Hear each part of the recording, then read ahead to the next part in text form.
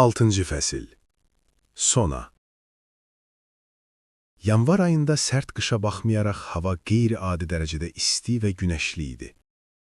Sona dərsdən sonra evə qayıdırdı. O zaman proqnozlaşdırdığı kimi hər iki bacı xəyal etdikləri BDO-nun tarix fakültəsinə asanlıqla daxil oldular. Hər iki qızın tarixə həvəsi var idi.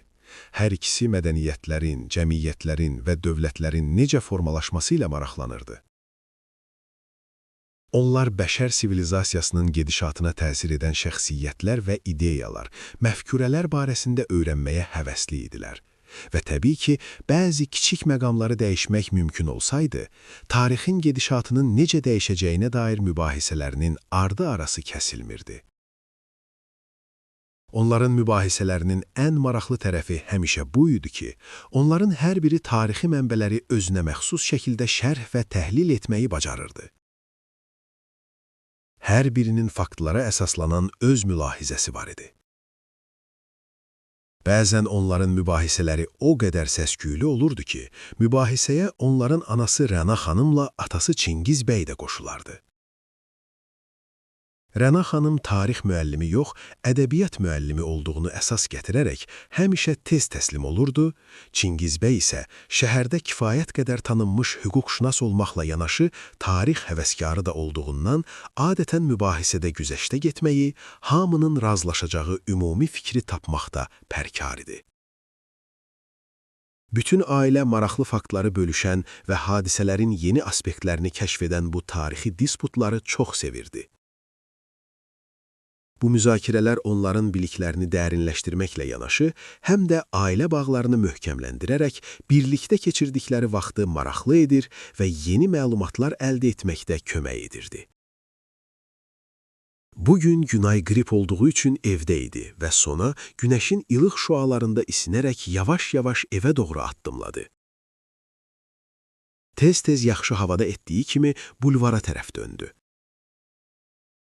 Evinə gedən bütün yolların Filarmoniya binasının, kiçik Venesiya və Fəvvarələr meydanının yanından keçən sahil boyu uzanması artıq onun üçün adət halını almışdı.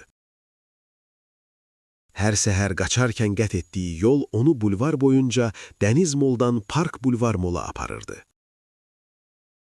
Sonuncu dəfə onu bu marşrutla hərəkət edərkən görmüşdü.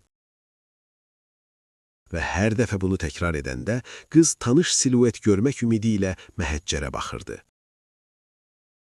Günay tez-tez Sona ilə getməli olurdu və o bacısının hisslərini anlayaraq ona həyan olurdu. Günay yaxşı başa düşürdü ki, onların görüşü heç bir məna daşıya bilməz və o zaman hansı dəlinin intihar etmək qərarına gəldiyi məlum deyildi, amma bacısını fikrindən daşındırmaq istəmirdi. Ona hər şeyi həzm edib nəticə çıxarmaq üçün vaxt verirdi.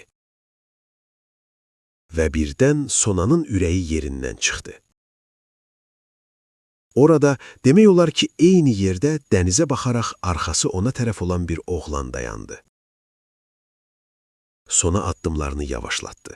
Təxminən eyni hündürlükdə və eyni qara saçlar. Gənc nə isə hiss edirmiş kimi arxaya dönüb maraqla qıza baxdı. "Buyurun, kömək lazımdır," deyə Sonanın nəzərlərini tutaraq soruşdu. "Mən," Sona çaşqınlıq içində idi. "Mənə elə gəldi ki, biz artıq tanış olmuşuq." "Yox, görüşməmişik. Belə gözəl bir qızı mütləq unutmazdım. Tarix fakültəsində təhsil alırsan?" deyə oğlan Sonanın sinəsinə tutduğu dərsliyə başı ilə işarə edərək soruşdu. Həmişə olduğu kimi, o, universitetin kitabxanasından bir dəstə kitab götürmüşdü və onlar sadəcə olaraq çantasına sığmırdı. "Bəli, tarix fakültəsində təhsil alıram," deyə Sona niyə bu söhbətə qarışdığını bilmədən cavab verdi. O artıq yanılaraq başqa bir oğlana yaxınlaşdığını çox gözəl başa düşmüşdü. Bu mövzu məni heç vaxt cəlb etmədi. Keçmiş keçmişdə qalıb, ona görə də keçmişi keçmişdə də qoymaq lazımdır. Çünki onu təhlil etmək heç nəyi dəyişməyəcək. "Mən sizinlə razılaşa bilmərəm," deyə Sona etiraz etdi. "Tarixi bilmək bizə səhvlərimiz üzərində işləməyə və irəli getməyə kömək edir." Hesab edirəm ki, hər kəs hələ də öz səhvlərindən dərs almağı üstün tutur. Ancaq buyursunuz, bir stəkan isti qəhvə və ya çay üzərində bütün mübahisələrinizi dinləməkdən məmnun olacağam. Yeri gəlmişkən, mənim adım Yusifdir, deyə oğlan dedi. Sona silkələnib kimi oldu. Demək, bu oğlan onu növbəti tarixi mübahisəyə sürükləyə bildi. Diqqətlə oğlana baxdı. O tipik Qafqaz kişiləri kimi yaraşıqlı idi. Qara saçlar, qara tüklü kirpiklər, ona baxan iri tünd qəhvəyi gözlər çərçivələyib cavabını gözləyirdi. Və o artıq davam edərək cavab verdi. Bağışlayın, bəlkə başqa vaxt, amma indi evə getməliyəm. Heç olmasa telefon nömrənizi ala bilərəmmi? Zəng etmək olarmı? Deyə Yusif tez gedən qızın arxasıca qışqırdı. Ona tərəf çevrilən Sona rədd cavabı ilə uzaqdan ancaq başını buladı. Mən həqiqətən də düşündüm ki, o odur, əlləri ilə üzünü örtərək mətbəxdə Günay ilə üzbəüz oturan Sona dedi. Günay məzəmmətlə başını buladı. İndi ona birazcıq da olsa bənzəyən hər oğlana hücum edəcəksən, hansısa bir manyakla qarşılaşana qədər. Unut və sakitləş. Mən sənə dəstək olmağa çalışdım, amma artıq hərəkətlərin nəzarətdən çıxır.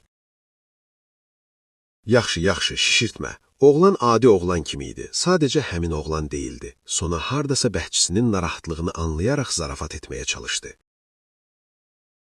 Aha, yoxsa hamı elə düşünəcək ki, sən Xəzər dənizgə tullanmaq istəyən oğlanları bəyənirsən və səni görmək üçün hər kəs o məhəccərdən sallanacaq. Necə ki, London körpüsü intiharlara görə bağlanıbsa, indi bizim parapetimiz tezliklə belə bağlayacaq. Günay sakitləşmədi. Heç gülməli deyil, Sona hirsləndi. Bax, mən ciddiyəm, onu unut. Qismət olsa bulvara getsən də, getməsən də onsuz da rastlaşacaqsan və ya bəlkə də görüşməməyiniz daha yaxşıdır. Hardan öyrənmək olar ki, o necə bir insandır? Çox gecə olmadan boş ver. İndi isə mənə ev tapşırığımın həllində kömək etsən yaxşı olar, çünki nə etməli olduğumu başa düşmürəm.